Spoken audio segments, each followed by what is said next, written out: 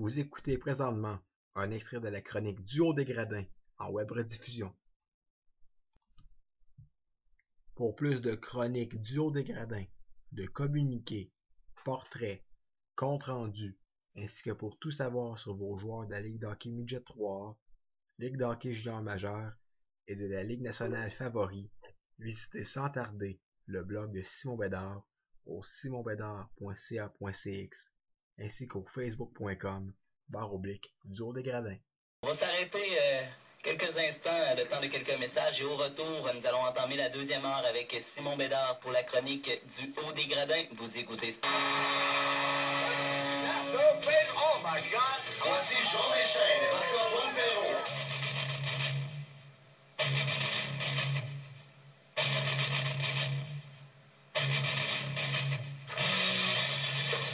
De retour à Sport et Score, on entame la deuxième heure de l'émission avec la chronique du Haut des Gradins avec Simon Bédard. Simon, bonjour, bienvenue à l'émission. Les gars, merci. On va y aller avec la semaine du Canadien. Le retour de Piquet Souban qui a accepté un contrat de 5,75 millions pour 2 ans. Finalement, Souban est rentré dans le rang pour être en uniforme cet après-midi face à Buffalo.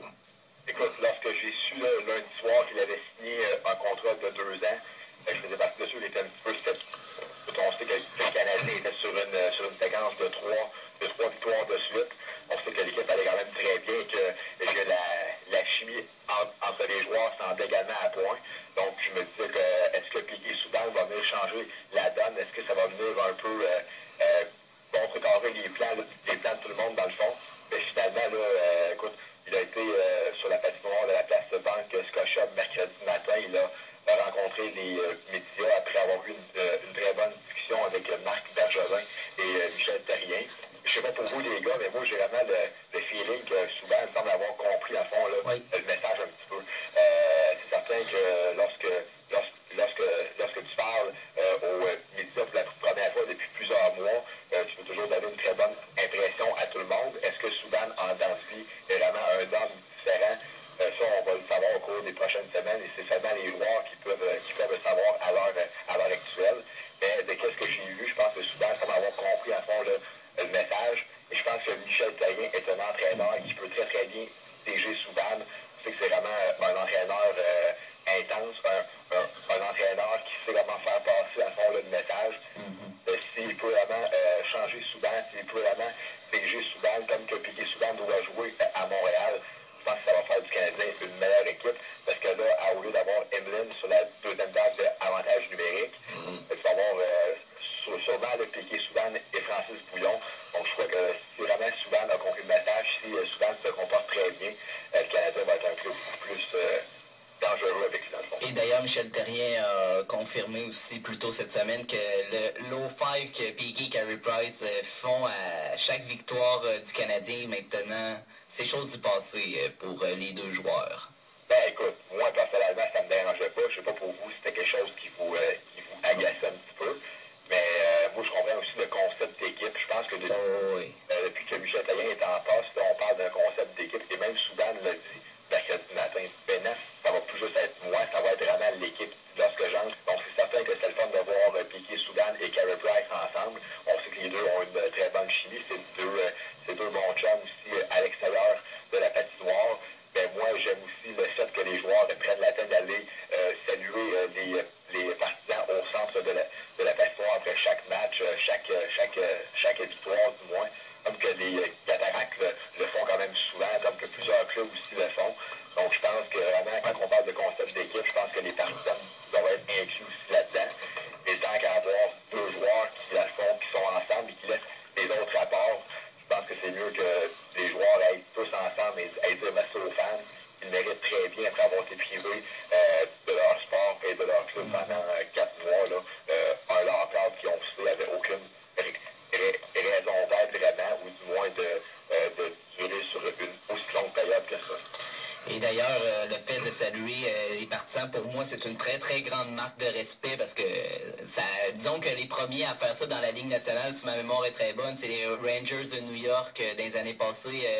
Après une victoire ils allaient au centre de la patinoire du Madison Square Garden saluer les partisans. C'est une très très grande manque de respect. C'est ça que j'apprécie pas mal d'une équipe de hockey. Pour les partisans qui se sont déplacés, pour venir supporter leur équipe jour après jour, soir après soir, c'est certain que c'est une très très bonne marque de respect. Si on parle d'un autre angle un peu, parce qu'il y a eu des initiations chez les Canadiens, Alex Galchenyuk qui était d'un restaurant Clubhouse, assez illustré pas mal les histoires d'initiation des joueurs, juste très rapidement là-dessus. Ouais, écoute, les gars, ça, je l'ai pas entendu parler vraiment. Mais écoutez, ça reste que je pense que les joueurs, là, au moins, ce qu'ils font, c'est que je pense que c'est jeudi soir. Oui. Brandon Prost et sa conjointe Marie-Claire Morin ont été magasiner du linge pour les jeunes là, avec Galchenyuk et Gallagher.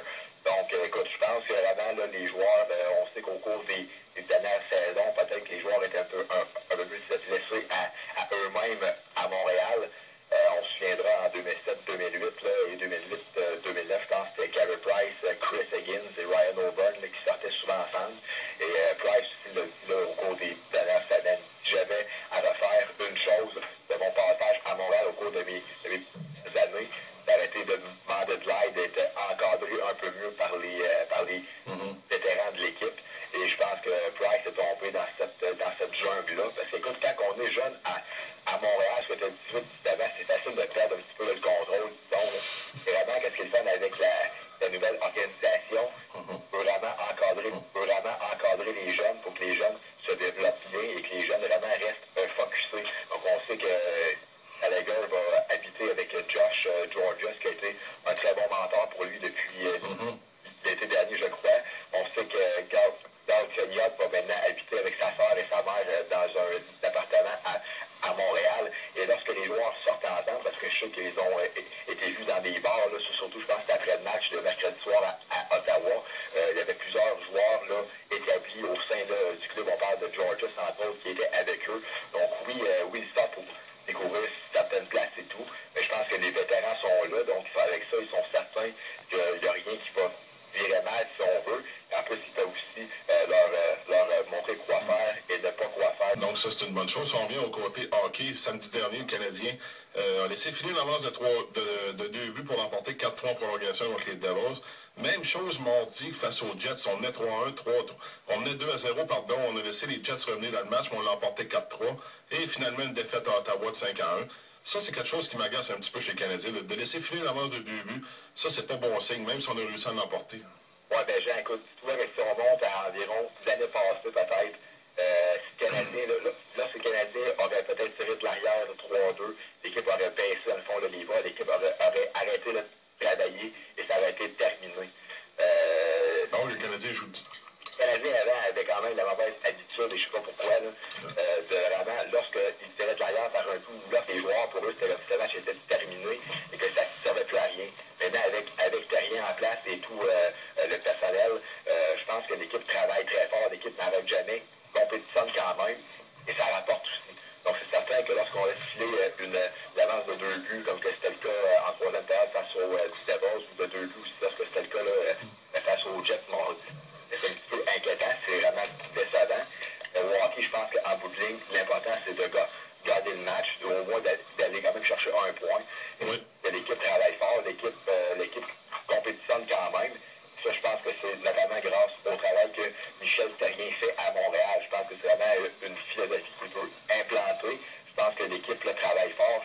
Et je pense que c'est vraiment tant mieux. Et même, on l'a vu à Ottawa mercredi, pardon. Même là, si l'équipe tirait de l'arrière 4-1 en début de troisième période, je pense que l'équipe a joué une très bonne troisième période. Et les deux arrêts de Craig Anderson aux dépens de Brandon Prost, ça aurait pu être 4-3 et on ne sait jamais qu'est-ce qui aurait pu se passer ensuite dans le fond. Donc je pense que le Canadien travaille fort quand même. Mais reste que la défaite survenue à Ottawa, c'est un peu en raison des punitions de Ryan White. Je me demande s'il va être laissé de côté pendant la fin de semaine pour lui faire probablement passer un message, parce que c'est pas le premier match qu'il prend des punitions inutiles, puis là, ça leur a coûté un match. Non, ça c'est certain, mais écoute, hier, il était sur le quatrième trio de l'équipe, il n'y avait pas beaucoup de changements qui étaient apportés. On sait que l'équipe ne patinera pas ce matin, donc c'est congé pour tout le monde. Donc, à mes yeux, il devrait être là. Je pense que Michel Terrien, c'est un joueur qui l'aime, c'est un joueur qui fait vraiment son style de joueur, un joueur fougueux, qui a vraiment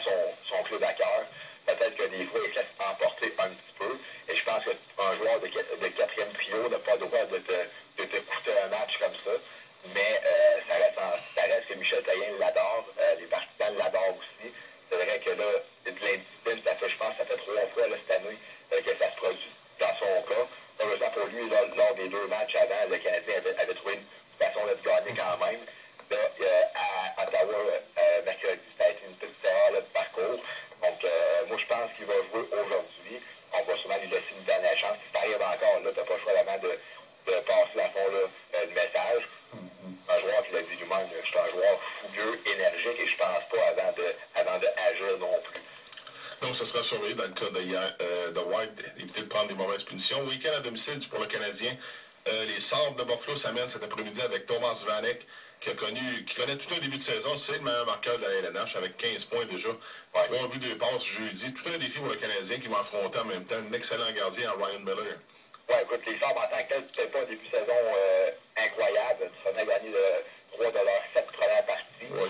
Quand même, je pense que le Canadien, un peu comme contre les Devils, les Sabres sont un petit peu une certaine bête noire pour le club au fil des ans. C'est souvent des matchs serrés qui jouent par la marge de 1 but, 2 buts. Mais là, il est toujours incroyable à Montréal. Pominville aussi, qui fait un très bon début de saison là, avec 12 points en 7 matchs. Vanek aussi qui a connu une très bonne soirée à Boston l'autre soir. Donc, c'est vraiment un très gros défi, ça c'est certain. Et ce que j'ai vraiment remarqué, c'est que les Sabres cette année, c'est une formation plus robuste, plus imposante. On sait que les acquisitions de Steve Ott et de John Scott, là, mêlées à la présence de Tyler Myers en défensive, pour l'instant, c'est un club quand même assez gros, assez physique, merci. Oui. Donc, je pense que le Canadien, ça, c'est entre les 2 matchs, c'est le match où j'ai le moins bon feeling, là, vraiment.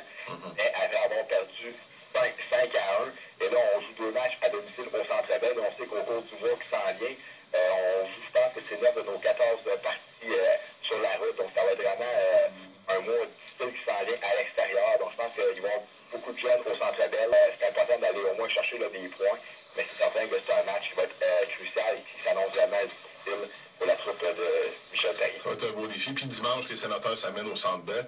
Une bonne nouvelle temps que les 2 équipes. Sûrement que le Canadien va vouloir venger son échec. Oui, écoute, on sait que ça peut être un match vraiment facile à Ottawa, mais comme que Michel Therrien l'a dit, la marque finale ne fait pas vraiment non plus l'allure du match. Je pense qu'en première période, le Canadien était quand même dans le coup. En troisième période, on a dominé Ottawa aussi. Donc, c'est vraiment en deuxième période que ça a vraiment été un peu plus. Oui, c'est une séquence de 3 minutes 30 environ. Là, il y a un passage à vide. Donc, Canadien Sénateur dimanche. Simon, tu restes avec nous. On va parler des estacades au retour de la pause. Voilà.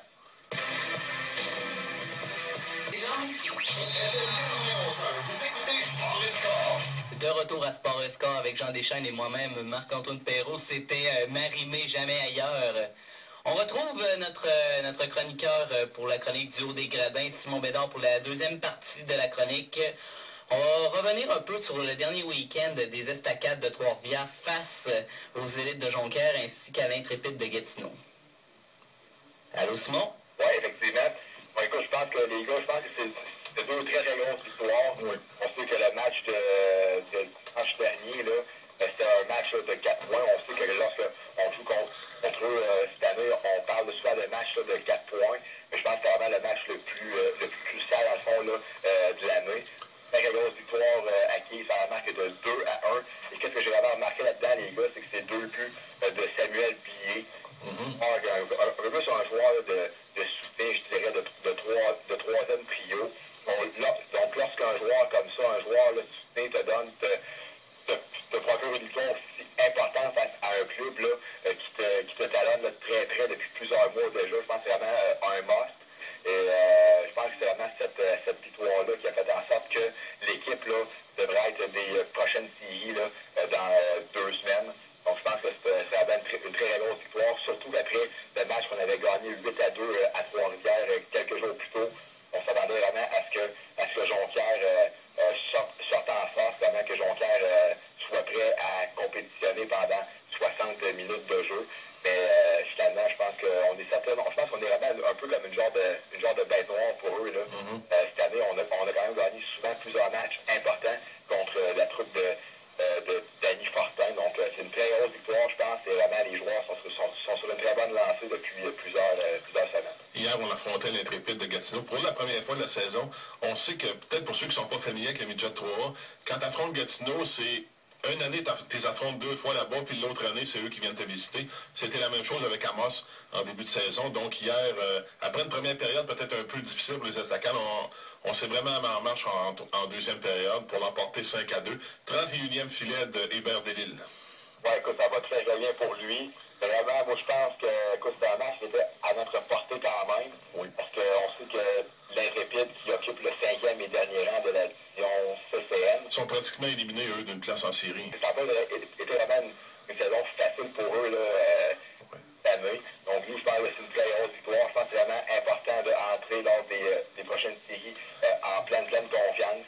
Et comme que Guillaume Le Bourgoin disait, je l'ai rencontré, je pense que l'équipe qui accumule plusieurs victoires depuis plusieurs semaines, et je pense qu'il y a plusieurs formations qui sont en train de craindre Trois-Rivières, parce que justement, c'est une formation qui, depuis, là, ça a l'air drôle à dire, là, mais depuis le départ d'Anthony Richard et de Carignan au profit du circuit Courteau, c'est une formation qui trouve vraiment tout le temps un moyen de gagner à fond là, des matchs. Et c'est vraiment c'est pas une formation expérimentée en tant que telle, c'est pas un club là, qui regorge de joueurs là, d'impact, de talent non plus, mais je pense que c'est vraiment du travail collectif, un très bel effort là, d'équipe qui fait en sorte que vraiment ce club-là va entrer lors des prochaines séries là, en feu. Je pense que vraiment les gars qui surprennent tout le monde, et ça sent très bon en vue des semaines à venir. Oui, on affronte à nouveau Gatineau cet après-midi. Donc, une chance en or, malgré une belle séquence pour les Estacades. Là, si on regarde le classement au moment où on se parle, il n'y a rien d'acquis encore là, pour une place en série. Il y a le Collège Notre-Dame qui a 43 points, Lévis 42, Trois-Rivières 41 et Jonquière qui n'est pas loin à 40. Jonquière qui l'a emporté hier face à Lévis. Donc, il n'y a absolument rien d'acquis encore là, pour les Estacades, mais ça regarde bien. Effectivement, regarde, on est seulement à un point des commandeurs de Lévis là, et du 3e rang de la section. On est seulement à 2 points des Albatros du Collège Notre-Dame et du 2e rang. Mais je pense qu'on peut encore améliorer notre score en vue des semaines qui s'en viennent. Et c'est certain que l'Intrépide va souvent vouloir gagner au moins un match devant ses partisans. Donc, on ne s'attend pas à un match facile non plus. On a un club là, qui repose au 15e et dernier rang du classement général du circuit terrien. Un club qui a seulement avancé 30 points sur une possibilité de 78 depuis le début c'est pas beaucoup. de l'année. Donc, c'est vraiment une saison difficile pour eux. Donc, je pense que c'est un match qui est à notre portée encore. Je pense que les joueurs reviendraient gonflés à bloc s'ils étaient capables d'empocher 4 points sur 4 à Gatineau. Par contre, parmi les joueurs à surveiller du côté de l'Intrépide, il y a bien sûr Julien Pelletier avec 43 points en 34 parties. Jonathan Boursier, qui est un produit des Olympiques de Gatineau. Oui, exact. Qui a quand même très bien fait lorsqu'il a été rappelé au fight, là, avec 40 points en 35 parties. Et Sean Ouellet Saint-Amand avec 31 points en 39 duels. Donc, ils ont quand même des joueurs qui peuvent quand même faire mal. Je pense que c'est un match qui est à notre portée. Et puisque c'était forcé hier devant le filet. Montembeau aujourd'hui. Moi, je m'attends à ce soit Samuel là, qui a quand même fait du très bon travail face à Jonquière aussi le dimanche dernier. OK, les Estacades qui vont conclure leur saison vendredi prochain à domicile en recevant Saint-Eustache, une équipe qu'on n'affronte pas souvent. Et on va terminer le lendemain contre le Séminaire Saint-François. Donc, ça va être à suivre pour la course en série. Tu as rencontré le défenseur Guillaume Baudouin des Estacades qui a joué une dizaine de matchs avec l'Armada. Donc, tu as réalisé une entrevue avec lui. Oui, effectivement. Donc, je pense que Guillaume, là, qui fait de la performance livrée avec l'Armada entre le 2 décembre et le 6 janvier dernier. Le 2 décembre et le 6 janvier dernier. Et quand même, je pense que lui, le focus est actuellement sur l'équipe à Trois-Rivières. On sait que c'est le capitaine de l'équipe. On sait que c'est vraiment un des joueurs les plus importants du club. Et avec la très bonne séquence que le club traverse actuellement, je pense que oui, il sait que l'année prochaine, il devrait jouer dans la LHJMQ à temps plein. Oui. Pour lui, il n'est aucunement question de penser à ça actuellement. Son but, c'est vraiment que l'équipe à Trois-Rivières finisse l'année sur une excellente note.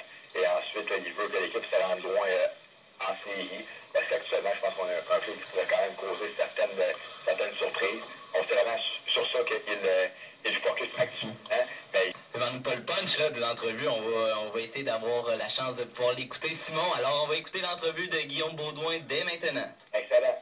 Alors, en compagnie de Guillaume Baudouin, défenseur et capitaine des Estacades de Trois-Rivières, Midget 3 et jeune espoir à la ligne bleue pour l'Armada de Blainville-de-Boisbriand dans la Ligue d'hockey junior majeur du Québec. Alors, Guillaume, tu as disputé 11 parties avec l'Armada entre le 2 décembre et le 6 janvier dernier. Tu as amassé une passe au passage. Je pense que tu as quand même joué beaucoup pour un joueur de ton âge. Je pense qu'on t'a fait confiance là-bas. Je pense qu'on avait confiance en toi en vue des prochaines saisons. On parle un petit peu de cette expérience-là que tu as eu la chance de vivre. Est-ce que tu es à l'aise? Est-ce que tu es content de comment tout ça s'est passé pour toi là-bas? Est-ce que tu es fier du rendement que tu as pu le livrer avec l'Armada? Oui, je suis content, ça s'est bien passé. J'ai joué 12 matchs, puis dans l'ensemble, ça s'est bien passé. Sûr, il y a 2 games, c'était contre des gros clubs, fait que j'ai moins joué un peu. Mais sinon, j'ai pas eu d'avantage numérique, fait que j'ai pas pu faire de points, mais j'ai aidé l'équipe, puis je pense que j'ai bien dépanné. Là. Les gars qui sont repêchés dans la Ligue nationale, fait que c'est un petit peu impressionnant. Au début, ils parlent pas trop, mais après un mois, là, ils me parlaient quand même assez. Leur attitude sur la glace, puis leur éthique de travail, c'est impressionnant. Marcou, là, le goaler, là, j'ai pogné de quoi. Puis c'est ça. Dans la chambre, les autres joueurs, les autres vétérans aussi m'ont bien accueilli. Ouais. Puis je me sentais bien. Là. Ben, je pense que j'ai été de calibre. J'étais dans ma ligue, mais il n'y a pas de place à la défense. Fait qu'il aimait mieux, tant qu'à ne pas me faire jouer ou à me faire jouer dans les estrades, il aimait mieux me donner de la glace à Trois-Rivières. J'ai 30 minutes par match, je joue beaucoup avantages, désavantages numériques. Fait que pour mon développement, je pense que c'était mieux comme ça. Maintenant, Guillaume, on va parler un petit peu là, des Estacades de Trois-Rivières, midget 3. On sait que tu as été un des derniers défenseurs à être retranché par l'Armada en septembre dernier. Donc, tu disputes actuellement une 2e et dernière saison dans le circuit italien. Je pense que ça va très bien pour toi actuellement. Tu es vraiment un défenseur d'impact à Trois-Rivières. On te fait vraiment confiance. Tu as environ une trentaine de minutes par match. En plus, tu as même été nommé capitaine de l'équipe en début de saison. Donc, je pense vraiment que c'est une très, très bonne campagne pour toi. Donc, justement, parle-moi de cette saison-là actuellement. J'imagine que tu es quand même content de comment tout ça se passe là, à Trois-Rivières. Avec mon retourné, ils m'ont dit sois le meilleur défenseur de la Ligue, puis c'est ça que j'essaie de faire. J'essaie de garder de la constance match après match. Je me concentre sur ma performance puis celle de l'équipe. Je veux aider l'équipe à gagner des games. Là, on est en playoff, tant mieux. Puis j'espère que ça va bien finir la saison, c'est la fin que ça compte. Junior, les joueurs sont gros, ça patine vite. Là, c'est sûr, je suis revenu la première game ici, c'est grand, c'est une glace olympique. Contre une équipe un peu moins rapide, fait que là, j'avais du temps avec la rondelle.